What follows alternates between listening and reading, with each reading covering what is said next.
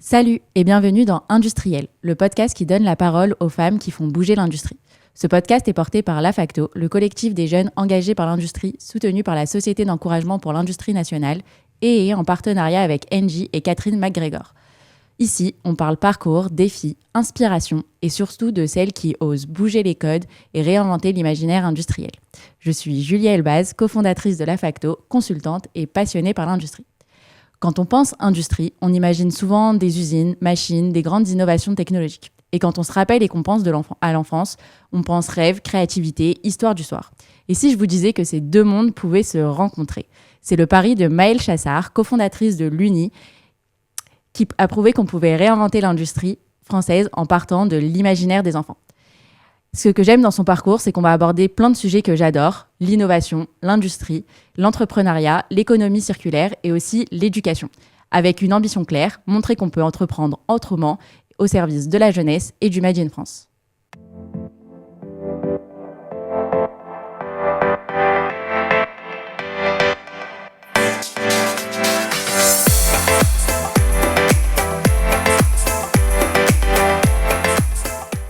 Bonjour Maëlle. Bonjour. Alors, avant de commencer un peu dans ton parcours, j'aime bien poser un peu quelques questions rapides pour un peu planter le décor et un peu te découvrir autrement. Si tu devais nous présenter finalement l'aventure de l'Uni en 3 mots, en évitant peut-être le mot histoire, ça serait quoi? Adrénaline, imaginaire, péripéties. Ah, ok, c'est un peu curieux. Adrénaline, imaginaire, péripéties. Adrénaline, est-ce que tu peux nous en dire peut-être un peu plus, peut-être une anecdote? Parce que ça fait 12 ans maintenant que je travaille chez l'Uni, pour l'Uni, avec l'Uni. Et en fait, c'est pour ça aussi que j'ai dit péripéties. C'est qu'en 12 ans, il se passe beaucoup de choses et beaucoup de moments où, voilà, en tant qu'entrepreneur, entrepreneuse, il se passe des événements où il y a beaucoup d'adrénaline et il faut réagir. Et ça peut être positif, ça peut être plus difficile à vivre. Donc, il y a beaucoup d'adrénaline dans le parcours, oui. Ouais. Est-ce que déjà tu pourrais nous rappeler un peu comment ça t'est venu l'idée de l'Uni, d'où c'est venu? Parce que c'est vraiment en fait pas anodin de créer finalement un objet, un produit, une boîte à histoire. C'est un objet un peu insolite qui est devenu finalement un objet très culte dans les chambres d'enfants, je le vois aujourd'hui. Et c'est pas juste simplement écrire un livre, ça aurait pu être juste faire peut-être un projet d'illustration, puisque tu as un parcours en design de base. Comment ça t'est venu vraiment cette idée, ce projet?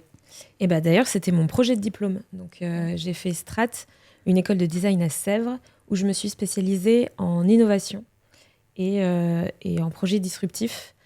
Et pendant ma dernière année, j'ai écrit un mémoire sur l'imaginaire qui observait déjà à l'époque, on est en 2012, que l'arrivée des écrans, le boom du numérique, qui était en train de prendre vraiment énormément de place, les tablettes, les smartphones, allait impacter la créativité de l'humain en général.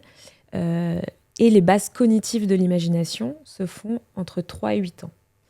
Et moi, l'imagination, je me suis construite pratiquement entièrement sur cette fonction cognitive.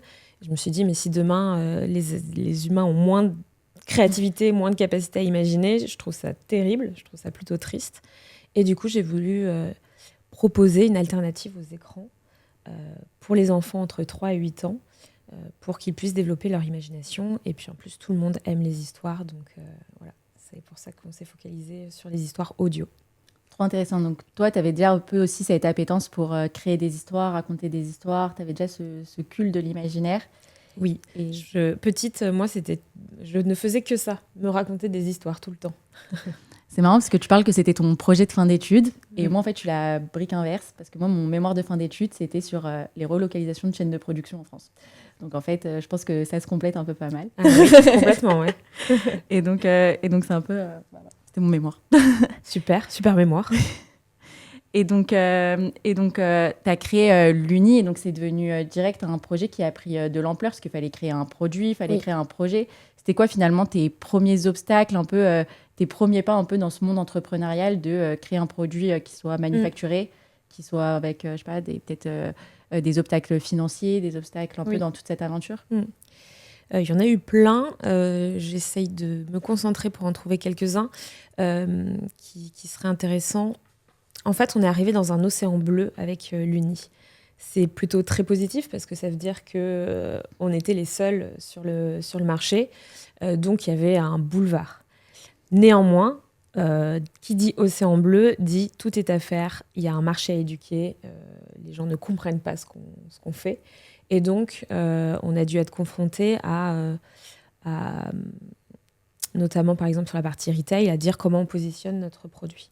Ensuite, sur la partie industrielle, j'ai fait une école de design, mais je me suis spécialisée en concept, donc j'ai beaucoup travaillé la partie conceptuelle, mais ensuite le raccrocher à du plus concret de quand on imagine un produit, notamment la physique, comment on l'industrialise, notamment aussi en masse. Et là, on s'est retrouvés, parce que du coup, j'ai cofondé la boîte avec 3 copains, à vraiment apprendre sur le tas, à aller très naïvement toquer à la porte d'industriels, à rencontrer en salon des bureaux d'études et finalement à trouver celui qui nous correspondait le mieux à l'époque, puisque on en parlera, je crois, mais on ne pouvait pas tout de suite produire en France. Ça a été une énorme déception en tant que designeuse de pas pouvoir le faire directement, mais en comprenant que si le projet marchait, ça serait une future étape. Donc c'était ça excitant à pouvoir se projeter. Mais du coup, on a rencontré un bureau d'études franco-chinois qui nous a permis d'avancer petit à petit, de travailler avec une usine familiale, une petite usine familiale en Chine, au démarrage de l'Uni. Ok, très intéressant. Donc, en fait, tu as réussi à transformer en fait, cette intuition et ce projet, cette idée que tu avais finalement, toi, dans ton imaginaire, en finalement, au fur et à mesure, un vrai projet industriel sans forcément le vouloir au départ. Et justement, ça nous a amené à un autre sujet clé. Comment, après, tu as bifurqué vers le choix du Made in France, vers le choix, après, de l'économie circulaire. Là, on fait peut-être un bond dans le... Un énorme bond, alors... 2 bonds, du coup, mais c'est bien, c'est cohérent. En 2018, donc nous, on a commercialisé la Fabrique à Histoire en 2016. On a commencé à faire la R&D industrielle, recherche-développement industriel, à l'été 2014 et à recevoir les premiers prototypes finalisés industriels, ce qu'on appelle Golden Prototype, en 2015. Okay. On a lancé notre première production en mars 2016. En Chine. Okay. Qu'on a fait financer avec une levée de fonds. C'était notre première levée de fonds d'ouverture de capital. Et donc, on a commercialisé la Fabrique à Histoire pour la première fois fin août 2016. On avait déjà des clients de près, donc Nature et Découverte et Oxybul Éveillé Jeux, et ensuite d'autres ont suivi, mais on est devenu tout de suite meilleure vente. De ça, on est devenu le jouet numéro 1 en France. Très rapidement. C'était un peu un ovni parce que normalement, dans le domaine du jouet, c'est un peu des vieux de la vieille. Et donc, nous, on débarquait tout frais à 25 ans. Et bon, c'était un peu lunaire comme moment, mais c'était super à vivre. Il a fallu être très réactif, mais du coup, on a vécu une grosse croissance d'un coup. Et en 2018, on s'est posé la question, donc 2 ans après la commercialisation de la Fabrique à Histoire, fort de cette croissance, est-ce qu'il y a des choses à faire évoluer sur notre produit ? Or, au niveau du design, tu l'as dit, le but aussi avec cet objet, c'était de créer un design atemporel qui puisse être intuitif pour les enfants, mais juste avec les bonnes fonctionnalités pour marcher, mais qui ne fasse pas tout à la fois. Et donc, en fait, on a voulu garder ce design parce qu'on trouvait qu'il fonctionnait très bien, que l'enfant, quand il l'avait dans les mains, il n'y avait pas besoin de plus. En revanche, ce qui nous avait toujours titillé, c'était la partie industrielle. Et donc, à l'été 2018, on décide d'entamer un rapatriement de la production qui a duré 1 an et demi, de trouver les bons acteurs. On a quand même lancé un appel à projet à échelle mondiale parce qu'on n'était pas sûr que les industriels français puissent répondre à notre cahier des charges. Okay. Parce que moi, je suis pour ramener l'industrie et du savoir-faire en France, mais il faut aussi une réalité de est-ce qu'on a le savoir-faire. Et sur les produits électroniques, c'est pas toujours évident. Et finalement, on est très content puisque c'est une usine française qui a le mieux répondu à notre appel d'offres. Et donc, du coup, on a pu lancer la première production française à l'été 2020. Et depuis, on a été confronté à énormément de choses puisqu'il y a eu ensuite les crises post-Covid qui ont créé de la difficulté d'un point de vue produit. La chaîne industrielle en France est moins souple que celle en Chine. Et donc, du coup, pareil, pour des changements de produits, dès qu'on détecte un problème quelque chose de défectueux, ça met toujours plus de temps à faire évoluer.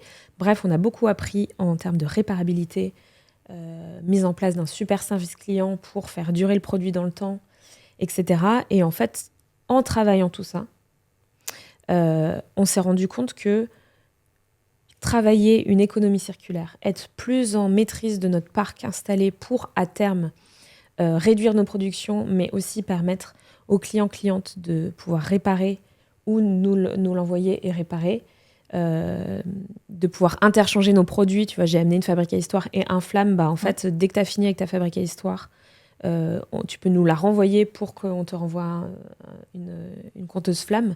Voilà, réfléchir en fait à tous les niveaux, comment on peut être responsable. Et finalement, dans l'économie circulaire, c'est là où on peut diminuer drastiquement notre impact écologique. Qui est très intéressant. Et donc là, vous produisez l'Uni dans quelle région ? Alors, pour la fabrique à histoire, c'est à côté de Bayonne. Et pour Flamme, c'est à côté de Strasbourg. On a 2 partenaires, 2 usines. Ok. Nous, à la Facto, on a développé la fresque de l'industrie. Et donc, ça permet un peu de construire et de réimaginer un peu ce que représente l'industrie auprès des jeunes et des moins jeunes générations. Oui. Et de comprendre aussi que c'est qu'un élément, qu'une usine, c'est un élément parmi tant d'autres dans une région et que ça construit des nouveaux métiers, des nouvelles écoles, des nouvelles formations, plein de nouveaux enjeux. Oui. Toi, en implantant la production de l'Uni, même si tu n'as peut-être pas révolutionné le monde, mais est-ce que tu te rends compte que l'impact que ça a pu avoir sur ces 2 territoires ? Je pense que c'est trop difficile pour moi de répondre à cette question. Je sais que, bien évidemment, ça crée des emplois.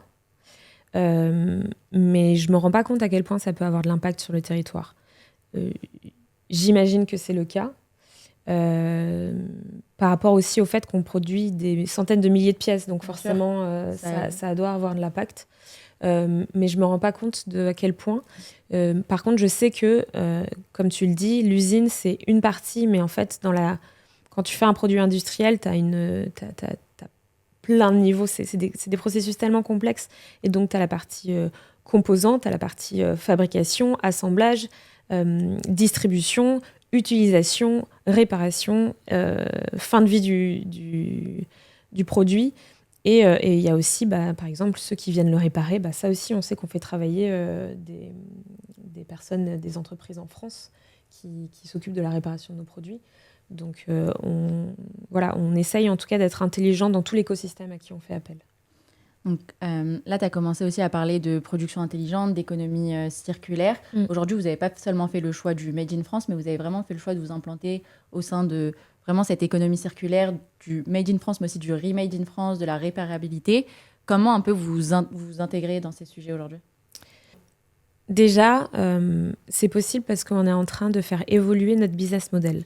Aussi, le fait de rapatrier notre production en France a été possible parce qu'on a un double business model de on vend une conteuse physique et à côté, on a un store d'histoire audio, d'albums d'histoire audio qui est dématérialisé et sur lequel on fait plus de marge que sur le produit physique. Ce double business model est très vertueux parce qu'il permet d'être équilibré sur la gestion de l'entreprise et il permet de générer plus de marge pour investir, par exemple, sur un rapatriement de la production en France. On est en train de faire évoluer, encore une fois, notre business model pour passer à ce qu'on appelle l'économie de la fonctionnalité. Et donc, malgré qu'on vende un produit physique, de mettre plus en avant le service qu'on propose aux familles, plus que on vous propose un objet physique. Parce que ça permet vraiment d'accompagner les familles de manière globale et le produit, finalement, n'est qu'un élément dans cet accompagnement. Et donc, comment on est en train de switcher, de faire évoluer notre business model, c'est de proposer un peu, en fait, même si c'est pas très sexy, comme les box internet, on vient louer nos compteuses. Soit on prend un abonnement seul parce qu'on a déjà une compteuse chez soi, soit on prend un abonnement avec compteuse, à 1 € la compteuse ou à 2 € pour Flamme, qui permet qu'après, quand j'ai envie d'arrêter l'usage ou que j'ai envie, comme je disais, d'interchanger mes compteuses, je les renvoie à l'Uni et j'arrête mon abonnement. Ce qui fait que nous, on récupère notre parc et donc à terme, ce serait réduire nos productions. Donc c'est ce genre de questions qu'on se pose. Mais l'économie circulaire, ça passe pas que par là.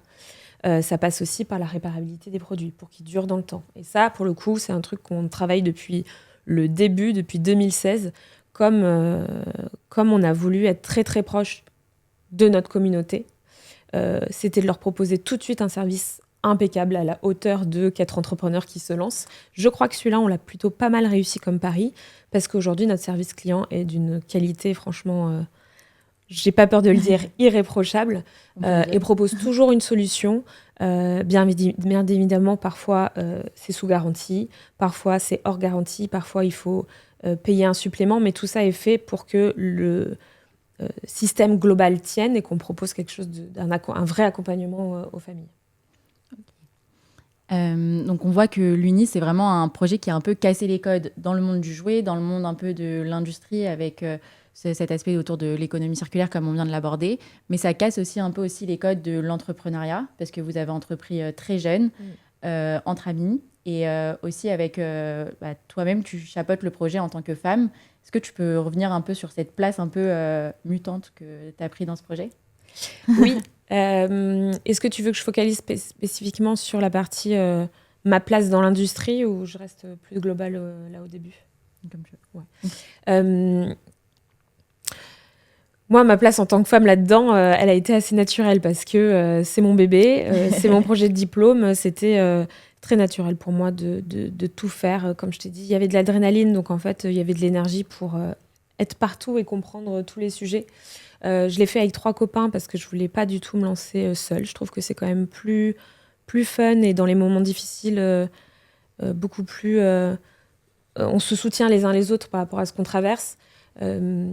Donc je me suis entourée de 3 amis pour le faire. En plus, quand on s'est posé la question de monter une boîte ensemble, en fait, finalement, on s'est rendu compte qu'on avait tous les 4 des profils très, très complémentaires. Il y en avait un qui était ingénieur, l'autre un profil très couteau suisse. Mon associé aujourd'hui, Igor, avec qui je co-dirige la boîte, qui est très business et marketing. Et moi, j'ai plus la partie vision, mission d'entreprise, en fait, mettre du sens là-dedans. Et je m'occupe aussi des projets d'innovation. Et tout ça a fait que, en fait, en tant que femme, je le conscientisais pas quand j'avais 25 ans. Et puis plus tard, en fait, comme j'avais cette posture un peu de base, j'avais envie de transmettre la passion que j'avais, la place, elle s'est faite de manière assez naturelle. Par contre, je me suis effectivement rendu compte que dans certains milieux qui vieillissant, l'industrie, mais pas que, notamment aussi la partie commerciale, notamment commerciale à l'international, en tant que femme, on veut t'invisibiliser. Est-ce que tu as des exemples en tête ou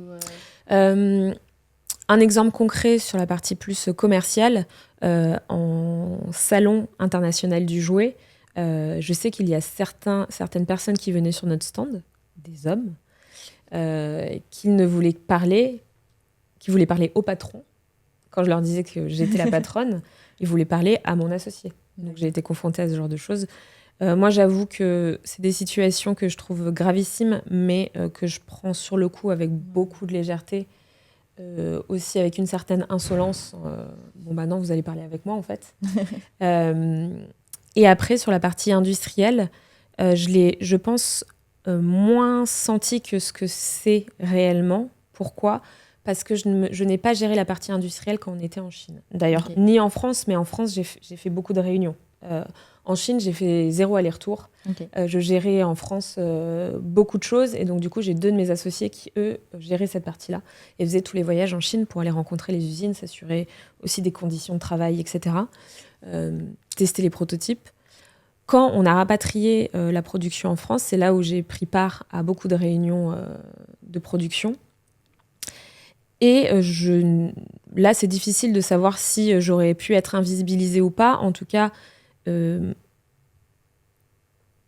comme l'Uni avait déjà un certain succès, qu'on était vraiment en pleine croissance à ce moment-là, même en hyper-croissance, je pense que ça s'est très bien passé pour moi parce que j'apportais du business. Bien sûr. Après, j'avais aussi en face de moi des gens très agréables. Et puis parfois certaines personnalités, mais voilà, j'ai pas de mal à faire porter ma voix. Mais je sais que c'est parce que j'ai ma position en tant que dirigeante.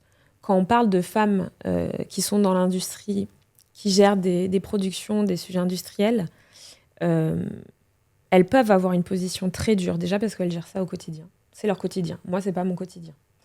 Je suis plus en représentation de la boîte, donc c'est plus facile, je trouve, pour moi, aujourd'hui, de me faire entendre que potentiellement quelqu'un dont c'est le quotidien. Où, en fait, pour se faire entendre et pour pouvoir notamment, c'est beaucoup de négociations quand on travaille dans des sujets de production d'un objet physique. Beaucoup de négociations sur les composants, les conditions, etc. C'est de la négociation sans cesse. En fait, il faut adopter une position très dure. Sinon, je crois qu'on se fait manger. Et ça, je suis pas sûre que ça soit OK. C'est plutôt quelque chose qu'il faut faire évoluer. Bien sûr. Et là, par exemple, en termes d'entrepreneuriat, de position de négociation, même dans les positions commerciales, d'industrialisation, comme tu l'as raconté, ce serait quoi un peu ton conseil ou même tout simplement ton regard un peu pour ces nouvelles générations de femmes qui veulent entreprendre et peut-être plus particulièrement dans tout ce qui est industrie créative, finalement, parce que c'est plus ton domaine? Oui. Je vais dire un truc un peu bateau, mais en vrai, restez vous-même déjà. Ne venez pas travestir qui vous êtes. Par contre, poussez des curseurs de votre personnalité au bon moment pour faire entendre votre voix, oui. Et le conseil, je pense, que je pourrais donner, c'est que c'est tellement... Notamment quand on se lance et que peut-être on est moins expérimenté comme j'ai pu l'être. Moi, j'ai tout appris sur le tas. Donc, c'est de s'entourer de mentors femmes qui connaissent le sujet. Alors, là, tu lances un pied sur un autre sujet, mais toi, ça a été qui finalement tes mentors femmes dans ces projets? Ou est-ce que toi, déjà, tu te considères comme un mentor peut-être pour certaines jeunes filles ou certaines entrepreneurs? Je sais pas. En ce moment, j'ai pas l'espace pour accompagner. Donc, quand j'aide ou que je donne des conseils, c'est un peu à la volée quand on me contacte et des rendez-vous par-ci par-là, mais j'ai pas d'accompagnement sur le long terme. Je me sens pas particulièrement une figure de mentor. Je sais pas si j'ai cette fibre. Peut-être que je me la découvrirai plus tard. En tout cas, je suis ravie d'aider, ça c'est sûr. Mais je crois que je suis pas quelqu'un d'assez pointu pour pouvoir accompagner de façon efficace. Par exemple, mon associé, lui, est très pointu sur les sujets business. Voilà. Moi, j'ai un état d'esprit beaucoup plus conceptuel avec synthétique et prise de recul. Donc, c'est pour donner du sens. Mais si on me pose des questions très, très précises, je ne suis pas sûre d'être la plus apte. Par contre, je peux faire des super mises en relation. Et je crois que moi, je n'ai pas eu de mentor femme. Le sujet des mentors, c'est une très bonne question. Hein. J'ai eu un mentor, par exemple, quand j'étais en études. Mais depuis, je crois que c'est un peu à la volée. Je n'ai pas de figure mentor particulière. Mais je sens que dès que je rencontre quelqu'un qui est « Waouh, là, il y a un truc où je sens que je vais pouvoir apprendre de cette personne », j'ai envie de passer un peu de temps. Mais c'est toujours éphémère. Voilà, je crois que je switch de... C'est des mini-mentorats. Pas très loyal, quoi. C'est pas très loyal, non. C'est que je pense que j'ai pas la sensation d'avoir la nécessité d'avoir un accompagnement comme ça sur long terme avec une personne en particulier. Oui, ça je l'entends, mais sans répéter la question, mais sans forcément avoir quelqu'un qui t'ait mentoré, peut-être quelqu'un qui t'a vraiment inspiré ou qui t'a conforté dans l'idée de te lancer dans une aventure, ou quelqu'un qui... Oui, clairement, le directeur qui était directeur de Strat à l'époque, okay. que j'avais eu aussi en prof, qui s'appelle Dominique Siama, qui, lui, pour le coup, je l'ai vraiment considéré comme un mentor. Pourquoi ? Parce que dès que je lui présentais un projet d'étudiant, quand j'étais en école, il fallait qu'il fasse « waouh ». S'il ne faisait pas « waouh », je recommençais ou je continuais jusqu'à ce qu'il fasse ce fameux « waouh ». Et quand je lui ai présenté le concept de la fabrique à histoire, je lui ai présenté plusieurs concepts et je passais au concept suivant et puis il a tourné la page et je fais « non, ça ». Là. Donc, voilà, ça m'a fait beaucoup vibrer. Et puis, une fois que j'ai eu mon diplôme, donc j'ai eu le coup de cœur du jury, félicitations, j'étais très encouragée par l'école et notamment par lui à continuer. Il savait que je voulais de toute façon être entrepreneuse. Et du coup, c'est lui qui m'a guidée vers notre première subvention C'est grâce à lui que l'école Strat a porté cette subvention quand nous, on n'avait pas encore de structure juridique pour pouvoir le faire, qui nous a présenté une autre structure qui s'appelle le Cube, qui est un centre d'art numérique qui fait beaucoup de choses sur l'éducation des enfants au numérique, qui a fait que c'est lui qui a donné la première impulsion qui nous a permis de nous lancer. Donc lui, pour le coup, c'était un vrai mentor, quoi. Trop bien. Et là, peut-être pour se concentrer un peu plus sur le projet de l'Uni, parce que c'est pas anodin d'avoir un projet qui est tourné sur l'éducation, sur les enfants, et donc peut-être au-delà du leadership, de se concentrer un peu sur la vision de l'éducation que tu as apportée au sujet de l'Uni, parce que c'est franchement un nouveau concept, comme on l'a abordé dans l'introduction. Toi, finalement, comment tu positionnerais l'Uni sur un peu l'éducation de la jeunesse, sur leur imaginaire, finalement? Oui, nous, on s'est positionné dès le début sur le développement de l'imaginaire. Et donc, du coup, le livre audio en ça est fantastique puisqu'il permet de se laisser guider par l'histoire sans avoir de représentation visuelle. Et donc, du coup, de soi-même se représenter l'histoire. Et donc, quand tu questionnes un enfant sur une histoire audio qu'il vient d'écouter, ou tu lui demandes de faire un dessin et tu vas avoir 2 dessins différents. Ça, je trouve ça fabuleux parce que l'enfant s'approprie et construit son propre imaginaire à partir de ça. Mais il n'y a pas que ça, puisque je voulais que l'enfant ait une position active dans la construction de l'histoire, l'écoute de l'histoire. Et donc, c'est pas juste j'appuie sur play et j'écoute. Je voulais vraiment qu'il soit actif. Et donc, du coup, dans notre concept, que ça soit pour la Fabrique à l'Histoire ou pour Flamme, l'enfant va faire des choix. Soit avant pour construire son histoire, donc on choisit le héros, le lieu, etc. Et ensuite, on a des histoires plus ou moins courtes en fonction de l'âge de l'enfant. Et pour Flamme, ça va encore plus loin, c'est l'histoire se lance, c'est pendant l'histoire, on va demander de faire des choix ou de récolter des cartes ou de dialoguer avec un personnage, de personnaliser un instrument, de se balader dans un panorama. On vient piquer des interactions du jeu vidéo qui sont juste de temps en temps, ponctuellement, l'écran s'allume, mais l'expérience reste majoritairement audio. Et en ça change vraiment la position de l'enfant qui vient se questionner sur ce qu'il veut faire.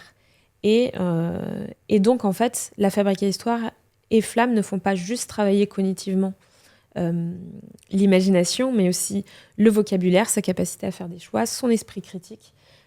Et donc, finalement, grâce aux histoires, et en fait, ça, on a révolutionné quelque chose en créant un marché, mais en soi, quand on prend un peu de recul, c'est absolument pas révolutionnaire ce qu'on fait. Les histoires, c'est une des choses les plus anciennes qu'on fait entre nous. Et donc, en fait, on a juste mis ça au goût du jour. Mais pour moi, les histoires, c'est la meilleure manière d'apprendre de manière non scolaire. C'est-à-dire que l'enfant est mis dans une position d'émerveillement ou d'aventure. Et il n'est pas du tout en train de se dire « je suis en train d'apprendre quelque chose ». Ça coule à l'intérieur de lui. D'ailleurs, il y a des choses qui vont infuser à l'intérieur de lui. Et chez un autre enfant, ça sera autre chose. Et c'est ça qui est super, c'est que ça forge la personnalité. Et en fonction des affinités de l'enfant, ça vient travailler différentes choses. Et c'est en ça que je trouve qu'on a une position d'éducation qui est intéressante. C'est qu'on n'est pas en train de dire à l'enfant « tu dois apprendre ça ». C'est juste écoute cette histoire et puis ça va forcément créer quelque chose chez toi. Ouais, c'est hyper ludique en fait finalement cette approche avec tout ce que vous avez retiré un peu du monde du jeu vidéo, dans la stratégie de choix, de l'imaginaire, même dans les graphismes. On voit que c'est aussi quelque chose qui casse un peu les codes dans la manière de présenter le design. Oui. On n'est pas sur les livres un peu dont on a eu l'habitude ou des choses un peu plus traditionnelles. Vous avez complètement tout réinventé de manière très disruptive. Donc ça aussi, c'est hyper intéressant. Mais là, au début, votre projet il s'est beaucoup concentré sur les très jeunes au début. Et là, comment tu essayerais de convaincre, on va dire, un ado que l'imaginaire et les histoires, c'est aussi hyper pertinent et ça peut être un super pouvoir pour lui? J'aurais pas besoin de le convaincre, en fait. C'est juste que c'est des différents types d'histoires. Bien évidemment que tu racontes pas la même histoire à un enfant de 3 ans qu'à un ado de 14 ans. Donc, en fait, c'est d'être intelligent et de lui proposer une histoire qui va l'intéresser. Et aussi une myriade d'histoires sur lesquelles, parce que tu as un ado qui va adorer les mangas, l'autre ça va être plus le fantastique, l'autre ça va être plus, de la fiction historique. Donc, c'est aussi de lui proposer un terrain de jeu sur lequel il peut aller explorer. Mais quand tu vois les succès de grandes sagas, Quand tu vois les succès des plateformes aussi audiovisuelles, c'est des histoires. Il y a juste une notion d'équilibre là-dedans, et puis aussi d'éditorialiser le contenu pour que ça soit du contenu qui apporte véritablement quelque chose à l'enfant, à l'ado, et pas juste du divertissement pour du divertissement. C'est pour ça que moi, je milite très fort pour que les contenus soient éditorialisés, qu'ils soient travaillés, et qu'ils ne soient pas juste au service d'une consommation de contenus extrêmes qui vont s'enchaîner, qui là, pour le coup, ne vont pas s'imprégner, ne vont pas avoir le temps de s'infuser dans le corps, et donc finalement, en fait, vont absolument pas faire leur travail qui sont censés faire les histoires. Oui. Alors là, ça m'amène, je me pose après une question. Je vois que sur l'Uni, vous avez un panel d'auteurs, d'artistes et de talents en fait, qui travaillent avec vous, mais en termes de contenu aujourd'hui, on est un peu étouffé finalement par tous ces contenus qui vont être générés un peu artificiellement. Oui. Comment vous positionnez un peu par rapport à toutes ces innovations qui parfois peuvent aussi parasiter votre métier ? Le sujet de l'intelligence artificielle. Le sujet de l'intelligence artificielle, je crois qu'il questionne tellement. Moi, je le vois comme un outil. Okay. Donc, un outil qui peut servir à aller peut-être plus loin sur certaines choses. Accompagner, mais absolument pas remplacer l'économie créative, et notamment les auteurs, autrices, comédiens, comédiennes, ingénieurs du son, mais qui viennent peut-être permettre de donner une nouvelle dimension au métier et d'aller plus loin. Notamment, nous, on a toujours fait des histoires interactives. On a développé un savoir-faire très fort là-dessus. Et ça a été fait à la mano, ça a été fait en intelligence humaine. Mais finalement, on se rend compte que si on veut personnaliser peut-être plus l'histoire, aller plus loin dans la personnalisation ou dans certaines interactions, peut-être que cet outil pourrait servir à un moment donné. Mais en aucun cas ne remplacera, parce que si demain nous avons que des histoires générées par intelligence artificielle, je pense qu'on peut se remettre en question sur nous, êtres humains, comment on peut aller plus loin sur ce qu'on veut raconter. Si l'intelligence artificielle arrive à remplacer la manière dont on raconte les histoires aujourd'hui, comment on peut la dépasser pour aller encore plus loin ? Parce que là, pour le coup, je peux me tromper, donc c'est un avis, c'est une opinion personnelle. Je ne crois pas que l'intelligence artificielle soit capable de faire de la disruption. Parce qu'elle se base sur de l'existant. Et donc, du coup, peut-être que, justement, on parle encore de fonctions cognitives. On est en train de découvrir de plus en plus sur le développement de notre cerveau. Et peut-être qu'il faut aller muscler la partie disruption pour toujours avoir un coup d'avance sur elle. Et que finalement, en fait, on trouve un équilibre entre ce qu'elle va apporter, ce que cet outil va apporter, et nous, aller encore plus loin dans notre créativité. C'est peut-être utopiste, mais c'est ce que j'espère. Non, c'est une belle vision du futur. Et ça m'amène aussi à me questionner, là, par exemple, comment vous voyez-vous, là, l'Uni, ça a énormément évolué là, ces 10 dernières années. Vous êtes aussi exporté à l'international. Il y a eu des choix aussi dans la production, comme on l'a vu, dans la manière aussi de construire une entreprise. Vous avez dû aussi évoluer en termes de ressources humaines. Ça serait quoi, là, tes projets, on va dire... là, pour les 5 prochaines années, pour le futur, finalement, de l'Uni, peut-être à 5, 10, 15 ans, c'est quoi la suite ? Oui. Beaucoup de choses. On est très créatifs chez l'Uni. On a envie de faire beaucoup de choses. Cette année, on a lancé 2 nouveaux concepts. Donc, on a deux nouvelles propositions business. On a une conteuse pour les 0-3 pour pouvoir accompagner dès la petite enfance avec... des contenus comme des bruits blancs, des ambiances sonores, des comptines, et être là directement dès la naissance pour les familles. Parce que l'Uni, c'est une marque de confiance, et donc du coup, on veut pouvoir accompagner en fait, les enfants de 0 à 18 ans. Donc, comment on se projette ? C'est déjà d'aller jusqu'à de l'accompagnement jusqu'à 18 ans. On propose un nouveau type d'abonnement à partir de la rentrée, ça va commencer en octobre, sur, c'est ce que je t'ai dit, la location de conteuses avec un abonnement où on ouvre pratiquement l'intégralité de notre catalogue. Trop bien. Voilà. Donc ça, c'est pour cette année.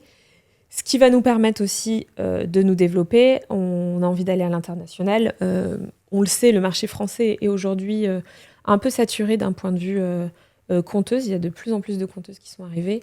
Nous, on sait très bien qu'on a notre place, qui n'est pas seulement historique, mais on a une vraie valeur ajoutée par rapport à ce qui existe sur le marché, du fait de notre interactivité, du fait de l'éditorialisation experte des contenus, qui fait que les familles peuvent vraiment nous faire confiance, les yeux fermés sur ce qu'il y a dans notre catalogue. Mais on veut aller encore plus loin et donc du coup aller s'exporter pour aussi proposer cette conteuse dans d'autres pays, notamment peut-être dans des pays où l'éducation numérique est moins présente. Il y a encore beaucoup de choses à faire sur ce sujet. Et comme je te le disais, c'est aussi augmenter en âge. Et donc là, on aimerait proposer dans les années à venir un nouveau contenu qui est sous forme de saga fantastique, à la fois sur Flamme pour les familles qui choisissent pas ou peu d'écran dans leur foyer, mais aussi sur mobile pour les familles moins éduquées, qui n'ont pas de compteuse chez eux, qui aussi donnent des smartphones à leurs enfants, mais parce qu'en fait, il y a à la fois, c'est générationnel, à la fois chaque foyer en fait fait comme il peut, et donc l'idée c'est certes des règles sur le smartphone, sur l'utilisation du smartphone, il en faut, mais il faut aussi faire évoluer les types de contenus qu'on trouve sur les plateformes, parce que c'est une jungle où on peut s'y perdre, et il peut y avoir des contenus problématiques, délétères pour l'enfant, pour l'ado, et donc c'est aussi de se dire, au lieu d'avoir une position anti-écran, parce qu'elle n'est pas réaliste, parce que les usages aujourd'hui sont autres, c'est de se dire, il faut aussi aller mettre du contenu enrichissant sur cet outil-là qui est le smartphone. Ouais, c'est vrai qu'en fait, il y a une vraie problématique parce que vous, votre enjeu, il est double. Il est aussi de créer un peu cette bibliothèque, pas du futur, mais cette nouvelle bibliothèque 2.0 que vous voulez rendre accessible au plus de familles. Donc, Oui. Il faut proposer une variété de contenus qui soient accessibles à tout le monde et qui plaisent aussi à tout le monde, parce que pas tout le monde lit les mêmes bouquins, finalement, même au même âge, quoi. Mais tu vois, c'est un sujet qui est complexe parce que nous, on sait encore une fois que les familles, elles peuvent nous faire confiance. Et donc, c'est pour ça qu'on a un catalogue très large qui sera sélectionné, chaque titre sera sélectionné, créé avec soin. Mais il faut aussi éviter de tomber dans quelque chose de trop vaste qui donnerait cet effet plateforme audiovisuelle où finalement, quand je me balade sur la plateforme, je ne sais pas quoi choisir. Et finalement, il y a des plateformes qui se transforment où les contenus sont de plus en plus douteux. Vraiment, on se rend compte que s'il y a de l'éditorialisation, j'aimerais beaucoup parler avec les personnes qui s'en occupent parce que ça devient complètement vide de sens. Donc, c'est à la fois un catalogue riche pour que tout le monde s'y retrouve en termes de goût, en termes d'âge, mais pas non plus un océan où on vient se noyer et on ne sait plus quoi choisir. Ouais. Et donc, tout ça, ça te fait baigner finalement dans une industrie qui est très créative. Toi, ça serait quoi là? On a parlé d'intelligence artificielle, on a parlé un peu de tout ce nouveau monde et de tous ces nouveaux enjeux. Ça serait quoi, toi, le super pouvoir que tu aimerais pour transformer un peu l'industrie créative? Un truc un peu... qu'est-ce que tu aimerais un peu faciliter un peu dans ton métier ou quelque chose que tu aimerais un peu changer? Changer dans ce métier-là, dans l'industrie créative? Je sais pas, moi je trouve que les artistes qui créent... créer, ça devrait être dans le quotidien de tout le monde. Ouais. Et donc j'aimerais plus que cette industrie, elle puisse toucher le plus de monde possible. Parce que finalement, l'objet final de création est super, mais le processus créatif, c'est ce qui est le plus enrichissant. Donc c'est à la fois quelqu'un qui crée, qui partage son œuvre, mais il faudrait que tout le monde crée à sa manière. Et donc, je souhaite que de plus de personnes créent juste pour le plaisir de créer. Ouais, c'est vrai que c'est un beau rêve, parce que parfois, on a l'impression que c'est un peu aussi un milieu très élitiste, qui est peu accessible et qui est réservé à un certain type de personnes et qu'on n'est pas finalement tous aptes de créer, alors qu'on est tous nés en dessinant, en créant, on a tous commencé par là, quoi. Exactement. Reconnectez-vous à votre vous enfant. ça vraiment, c'est un super pouvoir de faire ça. Et la bonne nouvelle, c'est que même si c'est moins musclé chez certains, certaines, tout le monde a dans son cerveau un endroit qui permet de développer son imagination et d'aller créer. Et surtout, le conseil que je donnerais là-dedans, c'est ne pas se concentrer sur l'œuvre de création quand vous créez. Juste créer pour le plaisir de créer. Et après, si ça se transforme plus tard, mais au début, juste le fait de créer sans se soucier de est-ce que finalement l'objet final est bien ou pas. Il sera bien de toute façon parce qu'il sera vous, quoi. Alors, pour finir, on a un petit rituel dans ce podcast, des questions un peu plus perso pour un peu boucler la boucle, tout simplement. Donc là, tu nous as donné déjà quelques conseils, mais qu'est-ce que toi, tu te donnerais comme conseil si tu te regardais à 15 ans? Moi, j'ai envie de me dire fonce. Très sincèrement, à 15 ans, j'avais envie d'être designeuse. Okay. Donc, je me dirais, oui, c'est la bonne voie, vas-y, et vas-y, pleine balle, quoi. Passe la 5e direct, quoi. Trop bien. On a beaucoup parlé du secteur industriel aujourd'hui. Est-ce qu'il y a une invention ou quelque chose vraiment qui te fascine? J'ai pas d'invention particulière qui me fascine. En vérité, en vérité, tous les processus industriels me fascinent. Quand on y pense, c'est quand même énormément de moyens, de précision et de technologie mis en œuvre, des chaînes qui ont plein d'étapes à la fin, parfois, pour fabriquer un truc mais minuscule. Et que ça soit un processus pour fermer un bocal, pour créer une carte électronique, En fait, tout est fascinant. Je suis désolée, mais quand on rentre dans une usine et qu'on voit une chaîne industrielle pour créer un objet, n'importe quel type d'objet, c'est fascinant. Donc, pour moi, tout est fascinant dans ce milieu-là. C'est vrai. Et est-ce que... tu nous as parlé beaucoup de lecture, de choses qui t'inspirent au quotidien. Est-ce que tu as une lecture, je vois que tu nous as apporté des livres aussi aujourd'hui, quelque chose que tu aimerais partager avec nos auditeurs? Oui, j'ai une femme dans ma vie qui m'inspire énormément, qui s'appelle Amélia Mattar, qui est spécialisée éducation numérique, qui a créé une entreprise qui s'appelle Coloris, qui aide les familles à s'éduquer sur le numérique hors écran, et qui a une position que je partage, qui est on n'est pas sur des questionnements finalement, est-ce que l'intelligence artificielle on est pour ou contre, est-ce que les écrans on est pour ou contre. Il faut dépasser pour moi ce type de questions parce qu'elles ne servent pas. Il faut se poser la question de quel usage on en fait et comment on accompagne sur ces usages, comment on donne la connaissance aux familles qui très souvent ne l'ont pas. Et du coup, elle a écrit un livre qui s'appelle « Les écrans, ça s'apprend », où elle fait intervenir beaucoup d'experts sur leur position sur l'éducation numérique. C'est un livre que je recommande à tout le monde, que vous soyez parents, mais pas que ce soit pour des enfants, des ados. Enfin, c'est un livre qui est très facile à lire, qui peut se feuilleter un peu de temps en temps, qui permet aussi de découvrir certaines figures intéressantes de ce milieu-là. Et comme c'est un sujet qui nous concerne tous et toutes, allez-y, achetez-le. Et cette femme est très, très inspirante. Et j'ai amené un autre livre qui est un livre d'un poète, mon poète préféré, qui s'appelle Fernando Pessoa. Le livre s'appelle « Fragments d'un voyage immobile ». On me l'a offert la semaine dernière. Et je l'ai amené parce que... là, on vient beaucoup de parler d'entrepreneuriat aussi, d'industrie. C'est des milieux qui peuvent être durs, très techniques. Et du coup, j'avais envie de ramener un livre de poésie pour dire qu'il y a toujours un équilibre à trouver. C'est-à-dire que peut-être si on a la tête trop plongée dans l'industrie, de temps en temps, lire un livre de poésie pour aussi s'éveiller à d'autres plaisirs de la vie. Voilà, je suis pour l'équilibre. Trop bien, trop intéressant. Merci beaucoup Maëlle pour cet échange finalement très frais, très honnête et franchement très inspirant.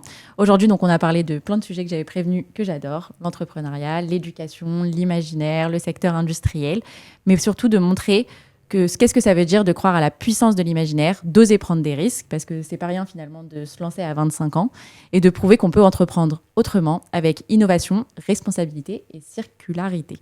Donc, merci pour ton énergie et ta manière de réinventer l'industrie. Vous pouvez suivre Maëlle partout, je pense, sur Internet, très facilement. Et si vous avez aimé cet épisode, n'hésitez pas à vous abonner. Industriel, c'est un nouvel épisode chaque mois avec une femme qui, d'une manière ou d'une autre, réinvente l'industrie. Pour suivre toutes nos actus donc, de la Facto, notre collectif de jeunes engagés pour l'industrie, vous pouvez nous suivre sur LinkedIn. Et Industriel, c'est la voix des femmes qui fabriquent l'industrie. À bientôt.